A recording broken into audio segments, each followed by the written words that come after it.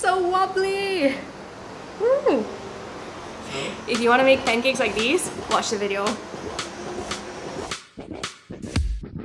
I have years of experience in making horrible pancakes. Pancakes that were charred black, pancakes that were dry as heck, pancakes that were somehow wet, pancakes that looked like roti prata, pancakes you couldn't feed your mama, pancakes so bad they take the cake for being the worst damn pancake you ever ate, and then they gave you a bellyache. And despite all that, I never stopped making pancakes because I really like them. And over the years, I somehow learned from all my mistakes. And these days, people tell me, wow, these pancakes are great. So based on all the things that I did wrong, here are 9 things that you need to do right to make great pancakes. Before we even start, we need to make sure we have a great recipe. I'm using someone's grandma's recipe that I found on the internet. It's really solid. All you gotta do is mix the dry ingredients, incorporate the wet ingredients, cook it in the pan, and then you have your pancakes. Now for all the tips that the recipe won't tell you.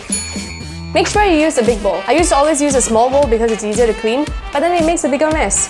So don't take the easy way out and use a big bowl. Use a sieve.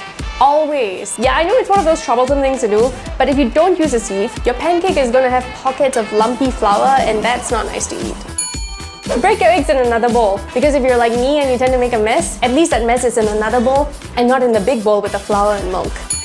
Don't beat the batter too hard and too fast, because if you do, there's going to be a lot of gluten, and with a lot of gluten, the pancakes are going to be tough and rubbery. So what you have to do is beat it gently and slowly like this. Make sure the batter is a little bit runny, because if it's too thick, the pancakes are going to come out dense and undercooked. So if you have a thick batter, just add some water inside and it'll be fine. But if your batter is too runny, it's going to come out like a crepe. So for this, you just got to keep adding more flour till it gets to the right consistency. As for me, I like the medium consistency because it's just perfect. It's like thick, but it's also very fluffy and substantial. It's kind of like a moist cushion, which sounds kind of weird, but it's really good. Okay, moving on to actually cooking the pancake. Use a non-stick pan if you can. And I'm not saying this just because it's easier to flip, but just so that you don't have to use butter. Because whenever I use butter on my pancakes like this, it becomes kind of ugly. But if you don't have a non-stick pan, it's okay. Just use a little bit of butter and it'll be fine.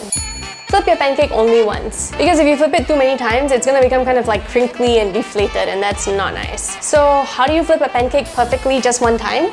Just use medium heat and don't be afraid to peek. So after you've poured it in and you see that the pancake has firmed up a little bit, just lift the sides and check if it's golden brown. Once it's golden brown, you can flip it over and then you just wait a little while, check it again, and then it's done.